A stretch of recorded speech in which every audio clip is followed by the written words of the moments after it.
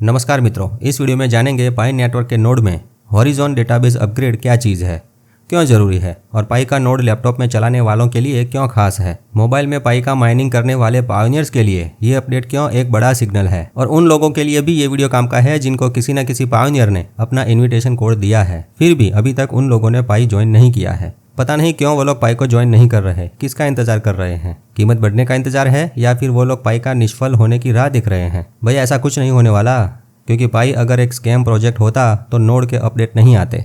सिर्फ मोबाइल में tap tap का खेल खेल कर कब का रफू चक्कर हो गया होता। हाँ, वो बात जरूर सच है कि टेक्निकल खामियों की वजह से कुछ लोगों की केवाईसी अटकी है या फिर माइग्रेशन रुका हुआ है, परंतु अभी भी प्रोजेक्ट फेल नहीं हुआ है। पाई के पीछे डेवलपर्स की टीम अभी भी लगन से काम कर रही है। शायद केवाईसी प्रोसेस और माइग्रेशन पर टीम का कंट्रोल ज़्यादा हो सकता है। रुक रुक के धीरे धीरे माइग्रेशन और केवाईसी दोनों कर रही है। पाई की टीम एकदम अचानक से सबकी केवाईसी पास करके सबका एक साथ माइग्रेशन नहीं करती। प्रोजेक्ट में सभी चीज़ों को संभाल कर बैलेंस बनाकर पाई की कोर टीम धीरे धीरे आगे बढ़ रही है।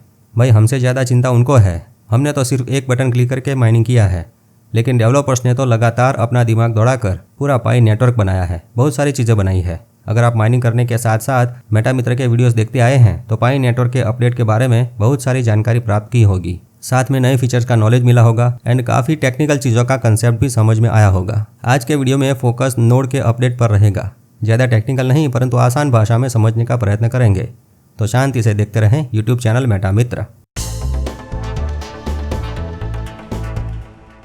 पाई नेटवर्क इंटरनेट पर ब्लॉकचेन सिस्टम से चलता है। ब्लॉकचेन टेक्नोलॉजी मतलब कई सारे लोग अपना कंप्यूटर एक नेटवर्क से जोड़ते हैं, उस नेटवर्क में क्रिप्टोग्राफी से क्रिप्टो कॉइन बनते हैं।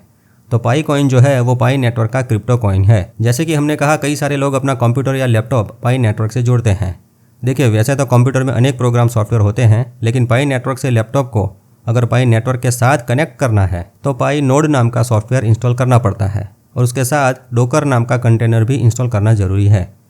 डोकर में पाई अपने आप अपडेट होता रहता है। जैसे मोबाइल्स में ऐप का अपडेट आता है, उसी प्रकार डोकर और पाई नोड दोनों में अपडेट आते हैं। अब बात करते हैं हॉरिजॉन की। पाई के ब्लॉकचेन को पाई नेटवर्क की बाकी चीज़ों से कनेक्ट करने के लिए एक रास्ता होता है जिसको हॉरिजॉन कहते हैं। तो हॉरिजॉन वो जरिया है जिससे पाई नेटवर्क की इकोसिस्टम की ऐप्स, पाई के वॉलेट्स, पाई के डेवलपर्स जो है वो पाई के ब्लॉकचेन के डेटाबेस को एक्सेस कर सकते हैं। मतलब ऐप्स, वॉलेट्स और सर्विसेज पाई ब्लॉकचेन के साथ बातचीत, कम्युनिकेशन कर सकते हैं इस हॉरिजॉन की वजह से। ऐप्स जो है वो पाई की ब्लॉकचेन का डेटा रीड करती है, वॉलेट्स अपने ट्रांजैक्शन को ब्रॉडकास्ट करते हैं और डेवलपर्स रियल टाइम यूटिलिटी वाले टूल्स बनाते हैं। तो बिना हॉरिजॉन के पाई का ब्लॉकचेन अकेला है और उसका कोई फ़ायदा नहीं। हॉरिजॉन के साथ पाई की पूरी दुनिया खुल जाती है। ऐप्स, गेम्स, शॉपिंग्स, सब कुछ।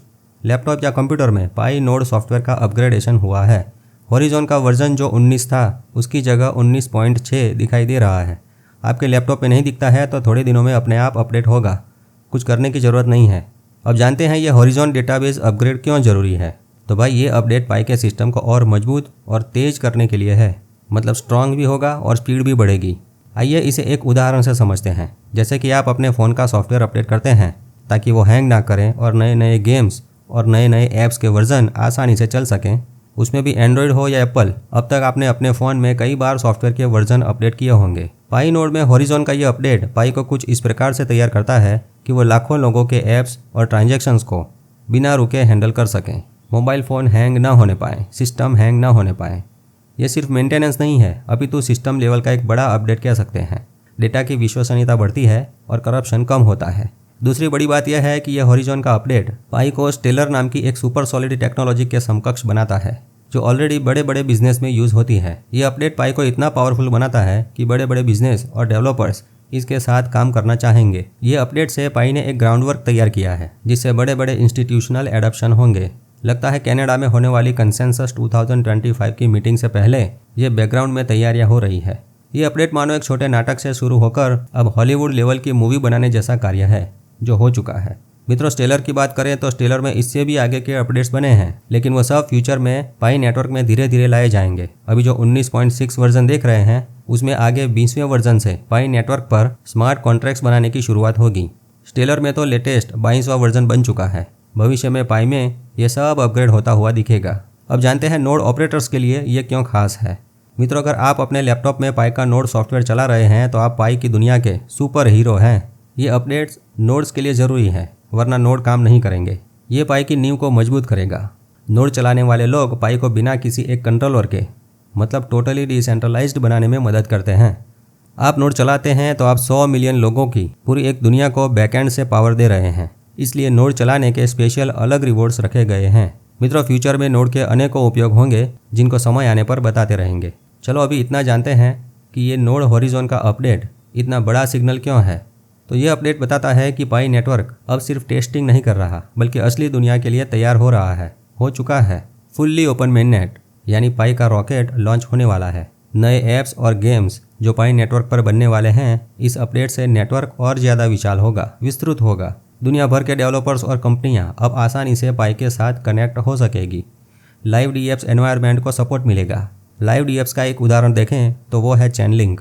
अब तक आपने देखा होगा कि चैनलिंक भी पाई के साथ कनेक्ट हो चुका है। चैनलिंक वेबसाइट पर पाई का रेट प्रति सेकंड अपडेट होता है, स्ट्रीमिंग होता है।